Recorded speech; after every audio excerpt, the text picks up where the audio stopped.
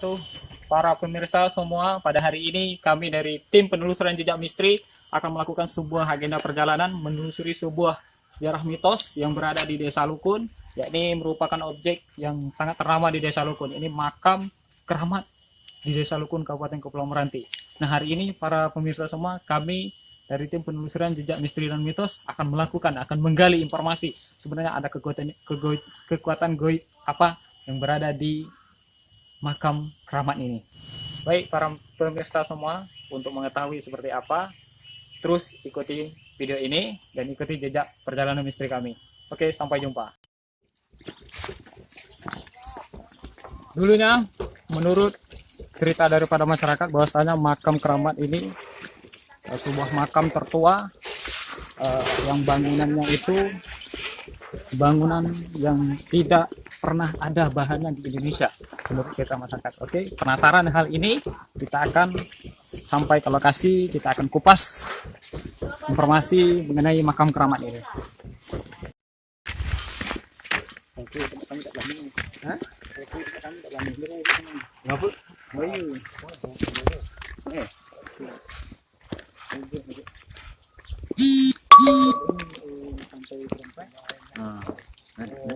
sampai ke lokasi itu.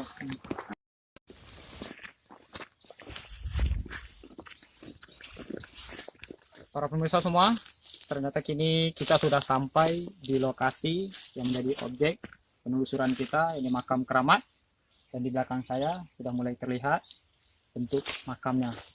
Dan makam ini berada di salah satu pohon yang sangat besar.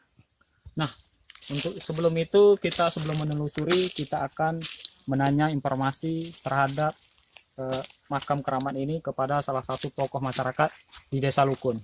Salah satunya ada Pak Amran di samping saya, merupakan tokoh masyarakat yang kita undang sama-sama untuk mengupas jelas tentang informasi makam keramat ini. Nah Pak, berkenaan dengan makam keramat ini, boleh Bapak ceritakan sedikit kronologi ataupun sejarah daripada makam keramat ini. Terima kasih. Baiklah para pemirsa, ini salah satu peninggalan sejarah sebuah makam atau perkuburan salah satu orang yang ternama pada zaman itu di daerah kampung pada saat itu, Kampung Lukun, atau dikenali pada zaman itu di daerah Batin Swir. Batin Swir sini Pak ya? Ya, Batin pada zaman itu. Beliau ini yang dikenali dengan nama Tuk Mobong. Tuk Mobong. Mobong bin apa itu Romping. Mobong bin Romping. Jadi beliau ini tiga beranak, anaknya laki-laki yang bernama Konel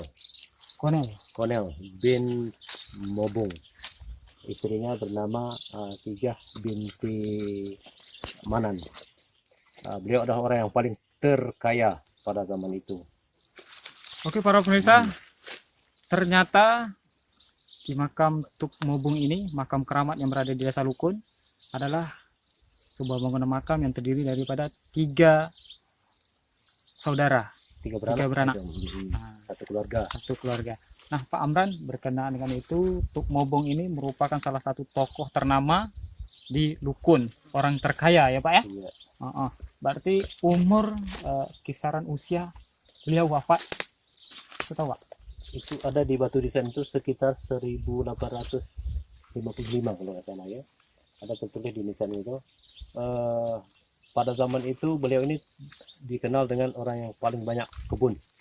Jadi kekayaannya waktu itu bukan berupa uang, karena zaman itu kan agak kurang, tapi kebun. Ya. Boleh dikatakan kebun di daerah Swir ini boleh dikatakan sebagian Milik beliau. Sehingga sampai saat ini sampai di Selat Panjang, di mana itu di Mujahidin itu salah satu tanah milik beliau sampai ke Dorak. Jadi rumah sakit yang ada itu juga dulunya adalah tanah beliau. Seperti itu. Sampai daerah di Selat Panjang itu. Oke. para pemirsa, sedikit sejarah tentang riwayat makam Tuk Ngobong ini, makam keramat yang berada di Lukun. Kita akan ke lokasi. Baik, silakan ikut kami untuk mengetahui informasi selanjutnya. Kita akan langsung ke makam.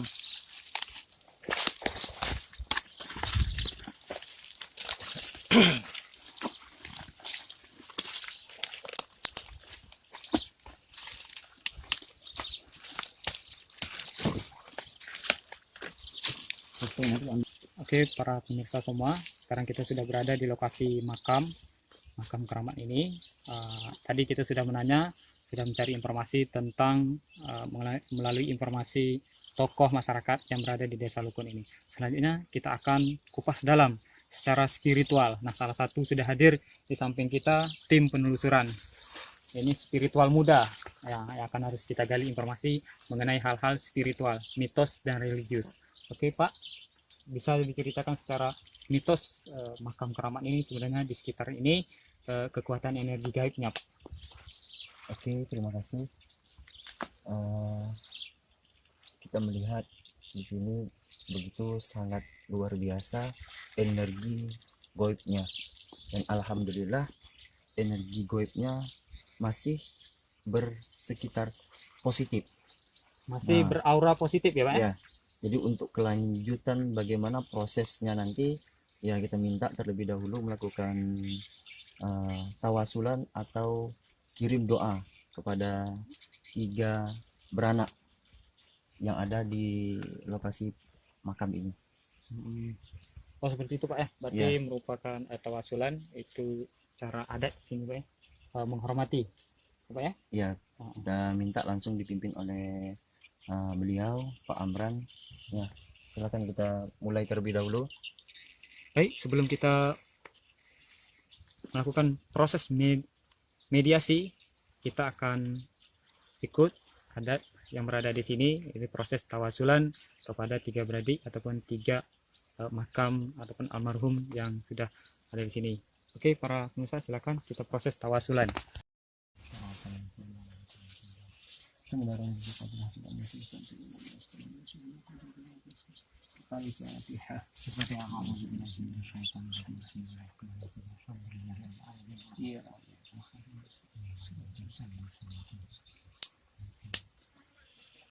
Selesai melakukan proses tawasulan yang dipimpin oleh tokoh masyarakat, ini Pak Amran. Selanjutnya kita akan melaksanakan proses mediumisasi. Ya, Ustadz ya? Ya. Kita akan menggunakan mediator. Selanjutnya saya serahkan kepada tim pemimpinnya untuk penelusuran ini. Proses untuk pendeteksian atau merasakan energi yang ada di sekitar pemakaman ini. Barangkali mungkin di sekitar pemakaman ini tersimpan barang-barang atau peninggalan terdahulu, karena kita merasakan ada seperti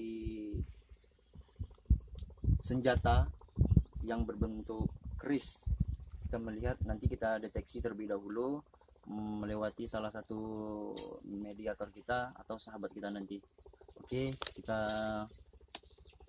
coba untuk melakukan pendeteksian di lokasi pemakaman tersebut.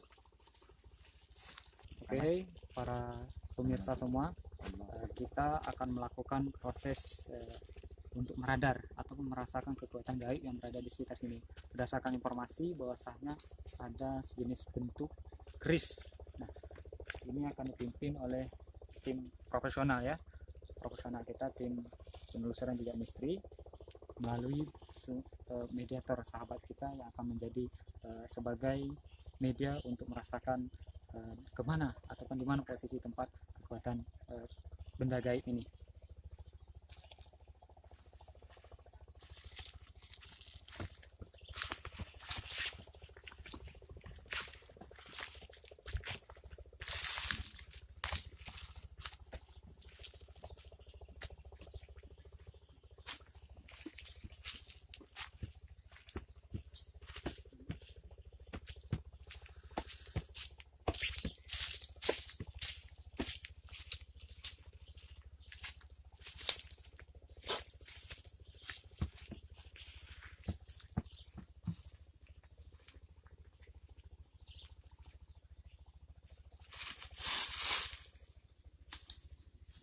Ini tidak tunjukkan keberadaan barang yang ada di lokasi di makam.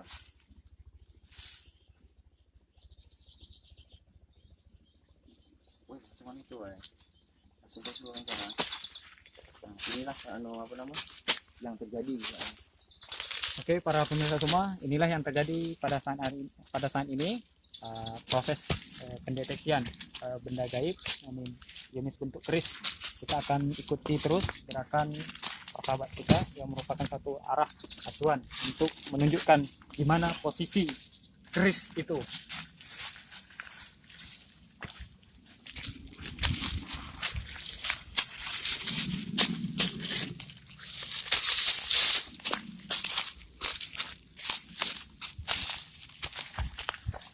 Ini tidak ke lokasi makam.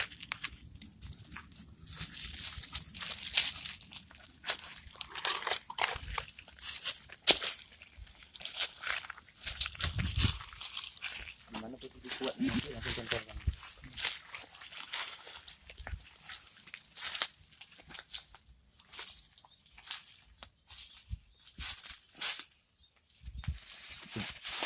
Coba deteksi yang di pohon itu.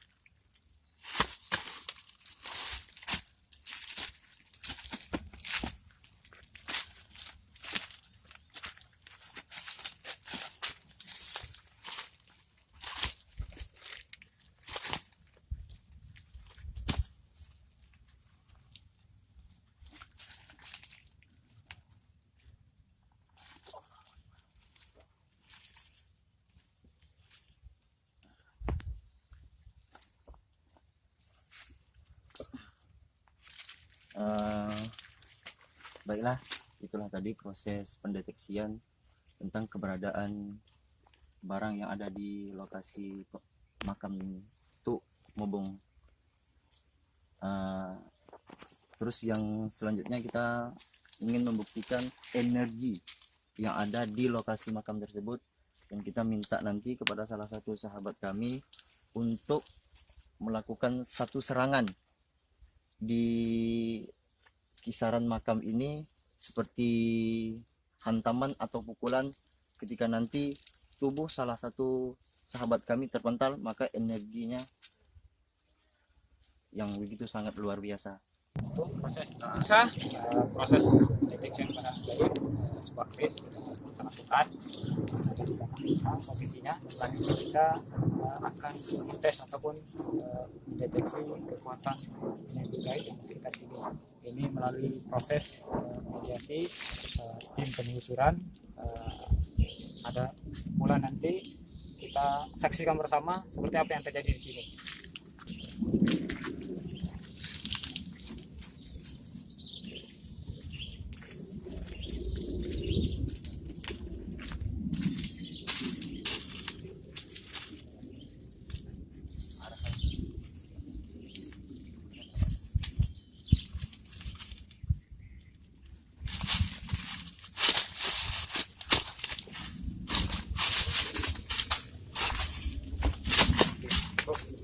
Untuk Mobong ini mengandung energi yang begitu sangat luar biasa ya.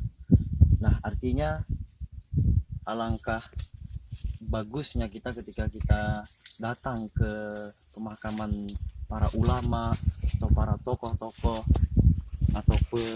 atau pemuka masyarakat dan niat untuk ziarah, mengirimkan doa, barangkali itu sebagai wasilah, sebagai doa yang mana apa yang menjadi hajat kita itu dikabulkan oleh Allah. Nah, artinya bukan kita meminta kepada orang yang sudah meninggal.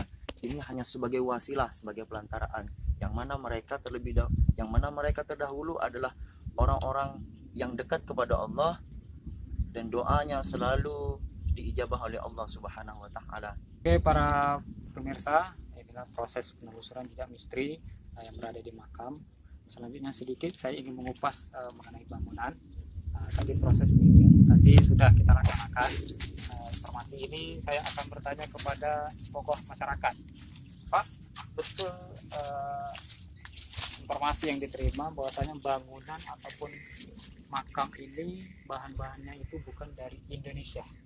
Ya, betul. Waktu itu semua bahan-bahan ini didatangkan dari negara Singapura waktu itu. Waktu itu kan sistemnya ada pakai perahu layar waktu itu. Nah, jadi semua peralatan dahulu ini masih bagus dan punya atap dari genting. Dia dibuat atap ya. genting ya, dibuat di atas genting. Namun pada saat itu sudah sekian lama makam ini tidak terawat, sudah ditinggalkan, maka akhirnya rusak. Jadi inilah tinggal lagi fondasi-fondasi dari bangunan tersebut, dan puncungnya masih kita bisa lihat di gentingnya. Tukang juga waktu itu didatangkan dari daerah luar, dari Siak waktu itu. Selain barang dan juga tukang. Yang untuk pembentukan bangunan, ya, atap genteng itu juga dari luar, dari Pak. luar, dibantu oleh masyarakat sebagai membantu. Estetiknya dari luar. Oke, para pemirsa semua, sekian penelusuran jejak misteri yang merekam keramat yang berada di Desa Lukun. Sedikit simpulan yang akan disampaikan oleh tokoh masyarakat yang hadir di samping saya. Silakan kita dengarkan simpulan sebuah pesan untuk kita semua. Silakan, Pak. Sebagai kesimpulan bahwa makam ini adalah makam orang yang boleh dianggap berjasa kepada generasi atau anak cucunya, sama seperti saya. Jadi makam ini seharusnya dipelihara, bukan hanya negara sebagai untuk menjadi tempat pemuja, seperti meminta untuk jadi kaya. Jadi tirulah seperti beliau, untuk jadi kaya orang hebat itu harus bekerja. Dan beliau adalah salah satu tokoh yang paling terkaya, sehingga bekerja untuk melakukan menanam, membuat dan menebas pada zaman itu, sehingga beliau menjadi orang yang ternama, sehingga beliau menjadi orang terkaya. Bukan gara-gara pergi ke daerah, ke kebak kayu besar, ke perkuburan untuk pohon kaya. Tapi inilah salah satu contoh beliau, sehingga disebut sampai hari ini adalah Tumobo adalah orang terkaya pada zaman itu, karena beliau orang yang bekerja keras, sehingga menjadikan beliau untuk makam beliau saja itu barang diekspor dari luar. Impor semua dari luar. Ya, dari luar. Pada zaman itu kan begitu susah kan pada zaman itu, tapi beliau mampu untuk membangun makam. Sampai hari ini bangunannya masih utuh, beda dengan sekarang. Sekarang kalau bangunan hanya 2 tahun dah ambruk. Tapi ini masih utuh bangunan beliau, karena barang yang dibawa dari luar negeri itu memang betul-betul barang yang kualitasnya luar biasa, karena sesuai dengan standar beliau. Usia bangunan ini hampir 200-an tahun. Kalau tidak salah 1800 meninggalnya beliau itu kan, 1833 sampai sekarang 2019. Ya. Oke, para pemirsa semua, di sekitar makam ini dan juga masyarakat sini pernah Pak terjadi kejadian aneh yang dilihat masyarakat secara langsung, kejadian-kejadian di sekitar makam. Dahulu ada juga daripada saya agak usir, sehingga mereka mencari sesuatu kekayaan lewat di sini dengan berbagai macam cara. Namun mungkin makhluk-makhluk sini tidak menginginkan dan tidak mengizin dengan cara demikian, sehingga pada suatu waktu pernah salah satu daripada keturunan juga daripada beliau, Pak Montan juga mimpi pada suatu malam didatangi putih menyuruh silakan datang ke sini. Akhirnya dengan dalam perasaan benar atau tidak, dia itu datang ke sini. Begitu beliau datang, dia melihat ada suatu cahaya yang luar biasa di lisan bagian kepala datuk. Satu cahaya yang luar biasa. Melihat cahaya itu, beliau menjadi penasaran dan rasa ketakutan hilang, sehingga bersemangat ingin melihat apa sebenarnya. Ketika dilihat, dia melihat adalah sosok atau satu bilah benda pusaka yang berupa keris yang bercahaya. Jadi beliau berusaha untuk mengambil, tetapi begitu beliau memijaki ini, kaki beliau tertahan. Kaki beliau tidak bisa mampu untuk masuk ke dalam. Akhirnya sampai pagi. Begitu hari pagi, maka datang saya matahari, maka sinar itu pun menghilang. Ternyata setelah ditanya kepada orang-orang yang ahli salah satu ustaz, maka mengatakan makam ini adalah tempat yang suci, maka orang datang juga harus suci bersih. Pada saat itu beliau mungkin tidak mempunyai wudu dan tidak ada tawasul, sehingga hanya maka tidak diizinkan saat itu. Dan sering pernah dulu dilihat suatu cahaya terbang ketika Sering terjadi ya? sering pada zaman itu ada cahaya terbang ke arah barat, kemudian pada subuhnya kembali lagi. Jadi diperkirakan maka inilah mungkin sosok dari barang yang tertanam di sini. Jenis keris tadi. Ya, sampai saat ini masih jadi misteri yang belum terungkapkan. Mudah-mudahan dengan penelusuran ini mungkin agak sedikit bisa membuka misteri yang ada di sekitar pemakaman ini. Sekian. Terus penelusuran juga. Oke, terima kasih para pemirsa yang sudah sudi, yang sudah melihat video channel ini, penelusuran juga misteri. Oke, selanjutnya para pemirsa semua, nantikan video yang selanjutnya, penelusuran jejak tim misteri dari kami.